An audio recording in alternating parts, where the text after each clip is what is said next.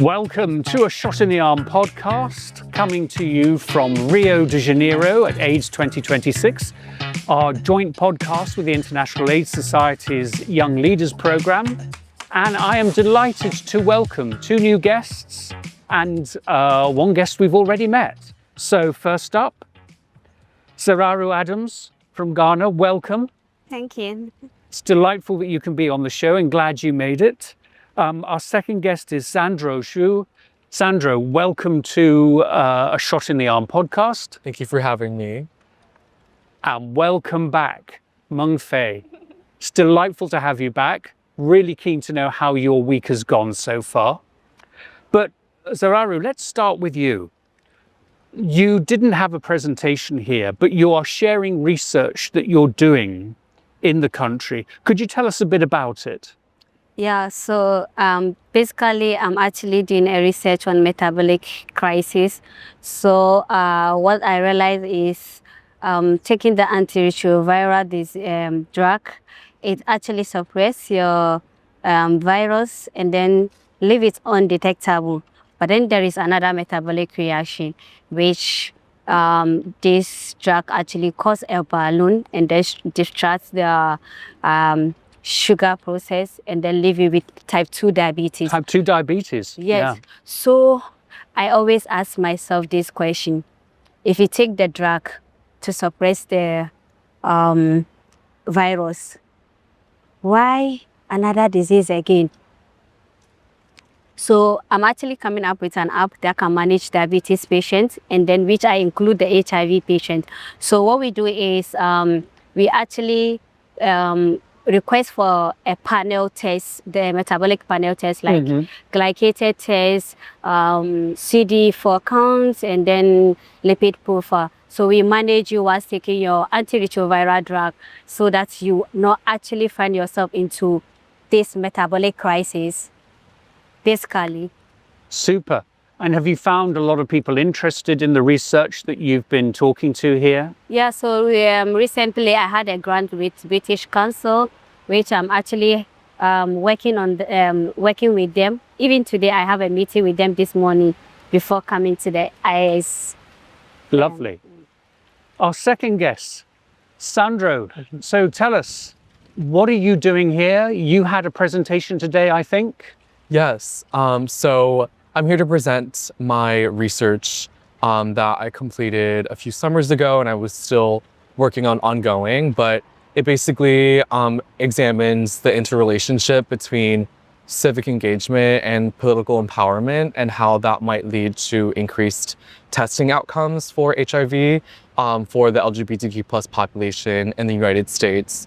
And it was a retroactive data set study done with a data set investigating LGBTQ plus Californians. And what I found was that amongst the transgender population compared with their cisgender counterparts, that political empowerment is really effective in helping them engage in greater frequency of HIV testing. And so, especially given today's global political landscape and, maybe more increased hostility towards the community, particularly minorities within the community, I think this research can really inform next steps into targeted interventions for these communities. Oh, fantastic. I'm with another hat on. I'm the chair of the San Francisco Community Health Center, which is located in the Tenderloin. Do you know it? Yes, I did. I actually did my internship. That was the research through the internship through the Summer HIV and AIDS Research Program, SHARP, and it was through the San Francisco Department of Public Health. And in conjunction with the research, we also explored a lot of how HIV treatment and also the community-based approach of HIV treatment and prevention is done in San Francisco. And it's really been amazing to see. We visited a lot of community centers and explored clinical and community settings as well. So yeah, it was really great to learn about that. Yeah, but it's a small world. Yeah. And that center, we're so proud of it, has the Trans Thrive program, which has its own center, its own One of the other things we're doing is filming this in the middle of what might be a tropical storm in Brazil, so bear with us. So sad. No, the Trans Thrive program, which also builds on getting the kind of support and political leadership that you're particularly talking about. So that's terrific. Thank you. Great. Well, last and certainly not least, I feel like I'm filming. we're filming in some sort of disaster movie, aren't we? Yeah. But you've had your presentations now for the dance. Let me get this right. I can't get it right. The hand dancing. Yes. How's that gone? Well, it's incredibly successful, and so many people came in and to ask the questions and ask our experiences and how we did this campaign and how it worked. And they also shared they want to bring this to their country, their community, which I was super appreciative. Yeah, overall it's incredibly successful. And the sort of pop-ups that you've done actually doing the dance, the hand dance, how has that gone? Well, we did several rounds of the hand dance because people keep coming in, but which is great. And we were also able to attract several social media influencers during the pop-up. That's adds on for me. Yeah, it was great. It was great. But you also had a presentation that you gave yesterday? Yeah. How did that go? Well, I have to share a bit sad story about that, because my research poster is why U struggles to gain traction on social media across Asia Pacific.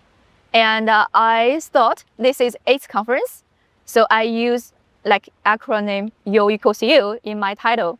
And then there was a person just came in and to ask me, what is U? Whoa. At AIDS 2026, a delegate asked you, what is U? Yeah, and then I explained actually. I said, oh, U means undetectable equals untransmittable, which means a person living with HIV, if you are on effective treatment and you have an undetectable viral load, there is zero chance you can transfer the virus to others, sexually. And he was like, oh, interesting. Never knew that. Well, yeah, so I asked him, what research are you doing? And he was like, I'm doing public health. So yeah, I think that's another moment to confirm myself to keep doing the work. Yeah, totally. I mean, you come here and people don't know about U.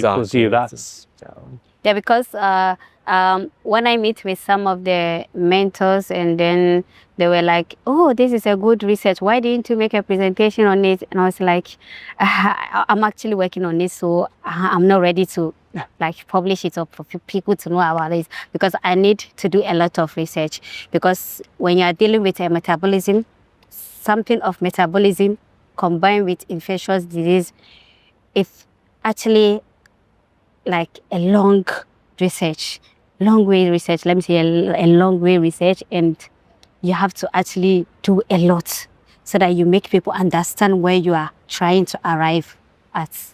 Yeah, totally. So widening the field a bit, we're a few days into the conference. How has it been for you? What have you learned? Is it living up to expectations? I don't know, Xandro, do you want to have a crack at that? Yeah, definitely. So this has been my first international conference that I've been able to go to, and it's been really, really great. I think in some aspects it's really exceeded my expectations. I think the only aspect for me is just there's so much content and there's so many great sessions and informational panels, and even within the exhibition center in the Global Village, there's so much to see, so many people to talk to. It's just, I think the biggest thing is for me deciding, how do I prioritize, how to use my time correctly. And as an early researcher, someone who's relatively early in my career, that's something I've always struggled with a bit. And I think throughout the week, I've done a little bit better at prioritizing the things I'm interested in, and hopefully following up with these connections to see we can build further relationships. But overall, my experience has been really, really great. And I hope that this is just the starting point for me. Brilliant. Yeah. Well, Mengfei, you're now a hardened, experienced conference goer now. How has it been for you? Has it lived up to expectations? Is it living up to expectations? Yeah, for sure. I feel like this is such a rewarding experience for me because I was able to meet people from all over the world, from different countries, and I was able to learn the experience from them. From previous conferences that I've attended to, usually like people just present their research and then leave. But for this conference, I feel it's more like connect with people who are working on the same goal.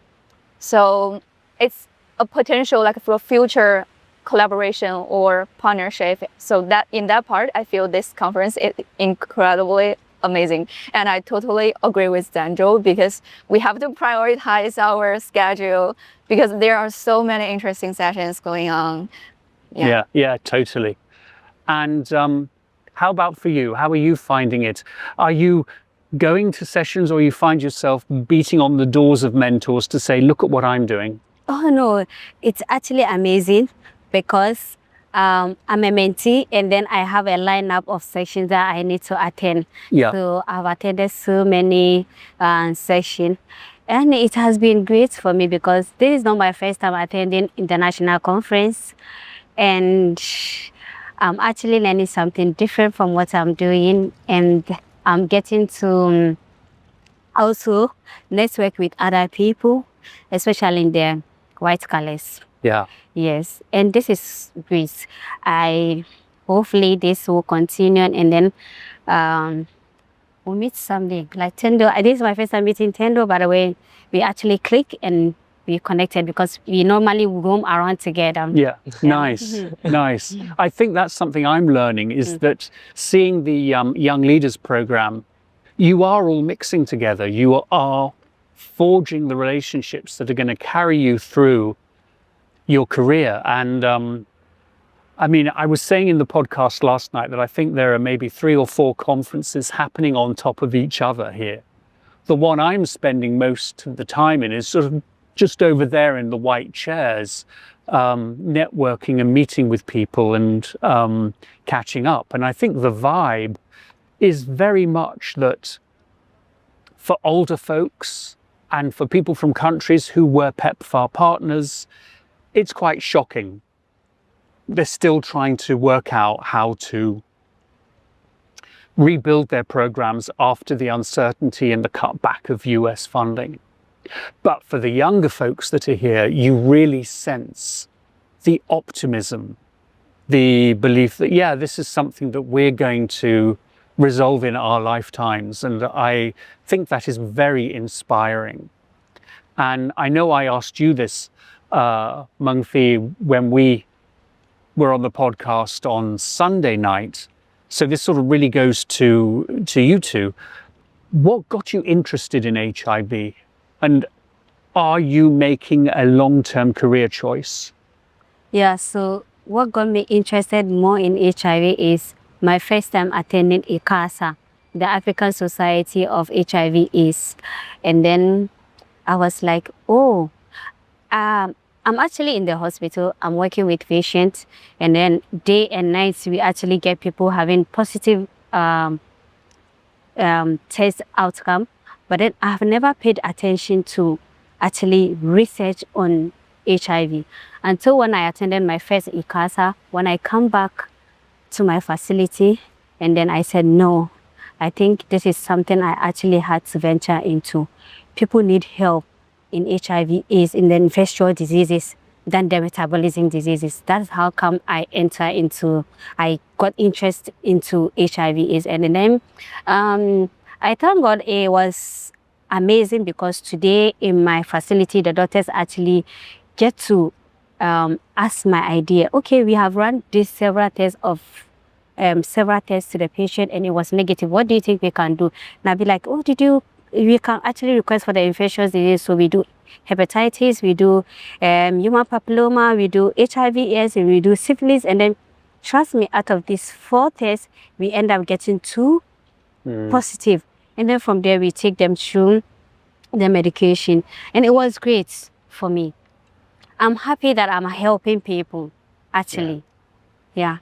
What you're describing is, I think, really part of the future of HIV, integration with other health priorities. That's the way I'm hearing a lot of countries saying that they will be able to power through the cuts in donor aid. And in fact, there's almost a sense that the whole definition of global health, of global HIV, is sort of out of date now, that there is more a question of solidarity rather than donor-directed interventions. But Xandro, for you, very early on in your career, how does it feel? I mean, did you feel you're making a commitment long-term to HIV, or is it part of a broader human rights agenda for you? Yeah, definitely. I first learned about HIV through my work in university. I really wanted to be involved with help supporting the LGBTQ plus community on campus. And that's when I learned that HIV disproportionately affects the LGBTQ plus identity. And as my work with the community increased, I became more interested in HIV. And like you have both explained earlier, as HIV is much of a science, as much it is about storytelling and narrative and lived experience. And I think that is the beauty of it. And I think it is part of my broader goal of continuing to learn more about the science, but also learning to build community around it. And I think seeing my fellow advocates and researchers around me has really inspired me even more to take more creative approaches, to keep learning, to expand on that knowledge as well. Right, shall I shock all three of you? My first AIDS conference, 1993. You don't look old. You don't look it. Thank you. Thank you. You can come back on. No. I made a career choice to be in HIV, and I truly believed it would be something that we would cure in our lifetimes. And I'm not so sure now. And so I really would welcome your thoughts. And Mengfei, maybe starting with you. Do you see an end to HIV, or is this something that we're going to have to cope with throughout our lives and into the next century? I feel like if we say next century, I don't see that long, but I still feel there is so much to do, so much work to do. We have to do.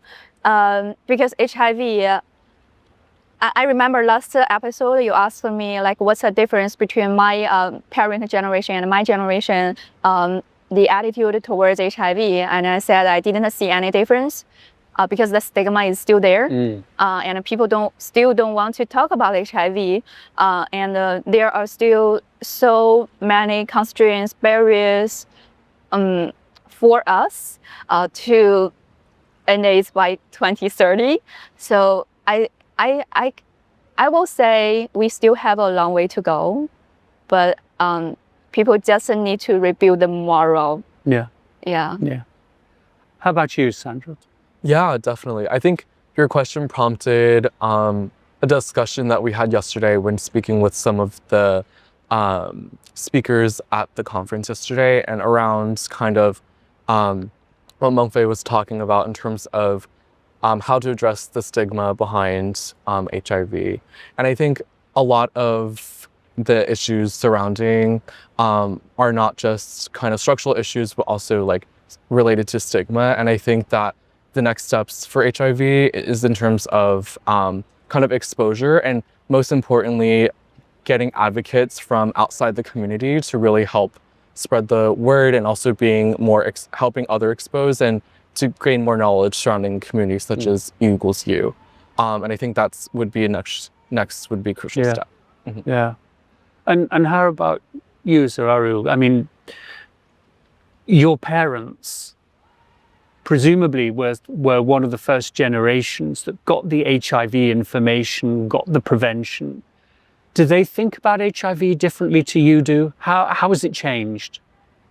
Well, I would say that I think knowledge about HIV now in this modern world has gone viral. And even with we, the Africans, a lot of people know about HIV. But just as my friend said, the stigmatization is actually what is affecting people. But then aside from the stigmatization, the prevention, or whatever that we are doing to eradicate HIV is, what I think as a researcher is when we do more, we put in more action into researching, we can actually eradicate HIV/AIDS. There was this research I recently discovered, and I would like to work on it. And there was this gene we call the CRISPR, I think 23 or so, that take over the DNA of the HIV/AIDS and then take over the system and then starts spreading. So what I always saw myself is, if we have hepatitis B vaccine, which a synthetic vaccine, which we can take in our body, and then our body can form antibody against hepatitis, such when it gets in contact with the real one, can fight against it. Then surely when we get much into research, we understand much about this virus, we can actually form another vaccine. Do you get it? Which can actually eradicate the HIV/AIDS, and we can be free. People can be free. People can be cured. The next generation can be free about these infectious diseases. That is what I think, actually. But then aside from that, I think we need to work more about stigmatization, because that is what is actually killing people now. Yeah. It's so interesting. Medical scientists, sort of a policy, advocacy, use of social and digital media, and you're all saying the same things from your different perspectives. And I think that is really so hopeful for someone of my generation, because we lived in silos. We never thought about co-infections. You must have met Florence, one of the other young leaders, when she did her presentation yesterday on co-infection with hepatitis B and HIV. She said very few people showed up to her poster. And we've still got work to do to connect these various viruses together. But that's the future. I don't even know I need to ask this question, but you seem very optimistic for the future, the three of you. What's driving that? Xandro, I don't know if you want to kick off with that. Definitely.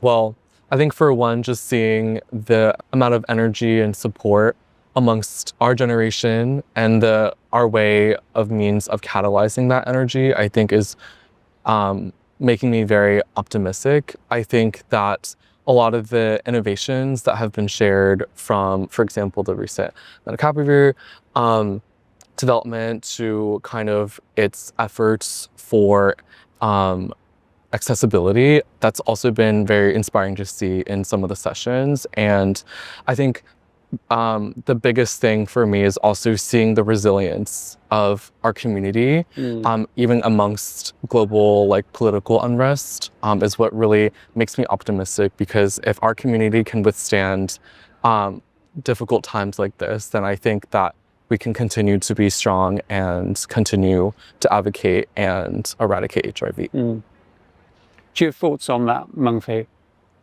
Yeah, I totally agree. And because I also saw like many very, very passionate young people like us and many young leaders here in this conference. And people are bring their knowledge, creativity, and innovations into this field. And very lucky is like, should I say that, like your generation, the people who have the decision making power, I can see like you guys are so encourage us to continue do any like innovations and to explore in this field.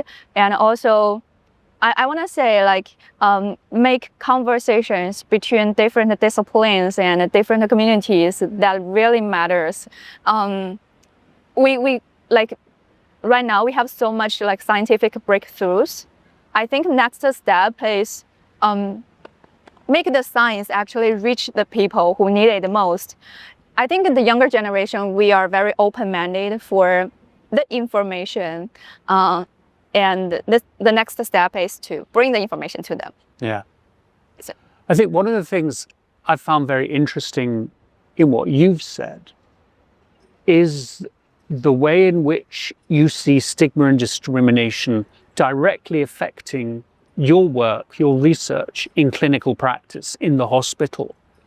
And it took us a long time over the generations to get there. But this struck you as something very obvious, very clear that you needed to do? I actually don't know. But what I know is, okay, I actually work, my hospital is a Ukraine hospital, and I actually didn't encounter that. So I can't tell from the other perspective. And do you feel in, say, your own familial relationships with your family, with your siblings, that they support and are excited about what you do? Oh yeah, of course, they do. And they are proud of me. Yeah. You can't just be posting me, these are signs. So actually what happened is, in my family, we have bankers, we have a lot. I think almost half of the family are bankers. They are working in the bank. So I'm the only scientist in my house. Oh, good grief, what a challenge. Yes. Bankers versus scientists. Yes, so sometimes they don't even allow me to cook in the house. They said, no, you cook the science way. Yes, I'm very, very careful with. So the thing is, I have a history of diabetes in my house. So my grandmother is a diabetic and she died of diabetes. Oh, I'm sorry. So my cousin, my mother is not a diabetic because I manage her very well and I prevent her from whatever she eats, however she do, however her lifestyle is like going. But then my cousin is a diabetic, and as I'm talking to you, she has been going for it has actually touched her kidney, and she's going for dialysis. So at home, I actually, if they eat sometimes, no, don't eat this. Oh, no. So sometimes they'll be like, oh, we don't actually like your scientist stuff. Please leave us. So, you know, sometimes it's challenging, but then it's amazing. And sometimes they will be like, oh, Zara will actually get to explain or get to, she is actually getting, she is used to this, but we are not. It's actually great. Yeah. Yeah, and I always educate them, don't do this, do this, and especially my younger brother.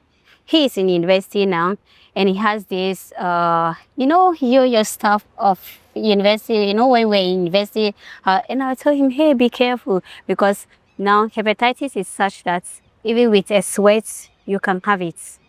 Yes, you can contract it through sweat. You don't need to have sex. You don't need to, you can contract it too. So I always tell him, be like, oh, leave me. I'll be like, yes, let me tell you, if you have hepatitis and you come back to this house, me, I'm not going to take care of you. And then you're not coming to my facility. Yes. And so because of those strengths I put in them, they are always being careful. And I think it's okay. Yes, it's okay. I tease my niece. She's 21 and she lives in a big sort of conurbation in the south of England. And she knows next to nothing about HIV because none of her friends, neither she or her friends, have experienced it. And yet, it's still one of the biggest killers in the United Kingdom. And so I'm sending her daily updates on what she ought to know, particularly courtesy of you with the hand dancing. And so it's really interesting that there is this sense that AIDS was the problem of the previous generation, and it's gone now. Have you come across that attitude at all? I think right now the whole world's attitude is somehow like that. It's also actually one of the findings from my research, the poster here. The global HIV fatigue, as you mentioned earlier, that people feel like HIV is over and they now need to shift attention to other diseases, like the global health issues. And then there are so limited budget and funding resources but there are still so many people needed, like under those competing priorities, they have to cut off some of the programs, which will have very, very serious implications and impact. Yeah. So I can feel that attitude. Yeah. Because against the backdrop of the enthusiasm and optimism that you have, you know, I think is still a lot of shock that particularly the United States reduced funding so significantly globally that it has made it very hard for countries to think about how they continue or how they adapt. And I was hoping to see more examples of adaptability here, and I haven't quite seen them. And I think people were still hoping that, how shall I put this, the USA would see sense. But I think we're coming around to the realization that this is the new era, the new reality. And, you know, that's the reality that you're walking into. So I really do hope that you are able to keep your enthusiasm going. But if there's one thing that you've learned here this week that you think you'll carry forward, what would it be? Do you want to kick off first? Yes. Within my resource, whatever that it would take me to help people, help my community, so that in the future, everybody will have a healthy life. Nobody should die of infectious diseases, especially HIV/AIDS. Yes. That is all I have. Thank you. I would say collaborate more, open yourself to the possibility of hearing other stories, others' research.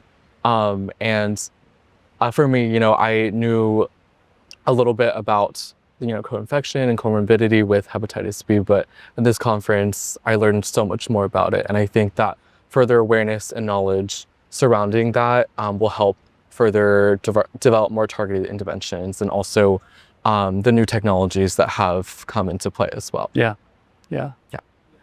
Well, for me, it's like continue doing the things that you believe is right and you believe is meaningful. Continue doing it. I understand, like, during the process, many people will feel discouraged or frustrated. It might be because you are not in the right community. Keep doing it. You will finally reach the place that people are doing the same things, and they will like support you. But also during the process, like, we should take care of ourselves, like mental health. If you are really truly overburdened, then it's okay to take a break. Yeah, self-care is really important for people working in our field. So what have we missed? Is there anything that you would really like to get off your chest that we haven't covered? Yeah, so what I want to say is thank you for this opportunity to express ourselves and what we are doing. But then I would like to hear from you, as you were in the system before us. What advice do you have for us, the young people?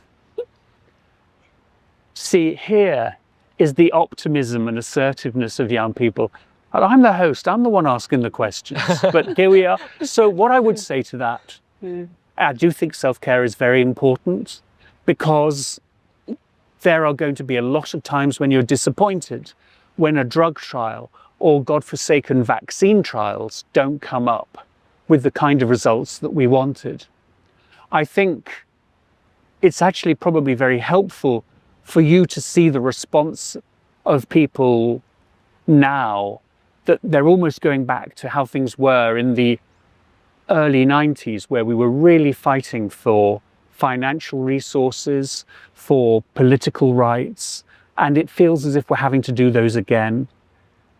I honestly felt that the global response to HIV was the thing that I was most passionate about, because it united so many communities. We were talking about the work I did with the AIDS Care China group in mainland China. We've just spoken about the community health center in Sacramento. And, you know, when I was at UNAIDS, Ghana was a very, very important partner country for us. So there's a lot to build on. And I'm very excited to see what you guys will do. Now, Xandro, you are not asking me a question. So what have we missed? Oh my gosh, I don't know how to continue from that.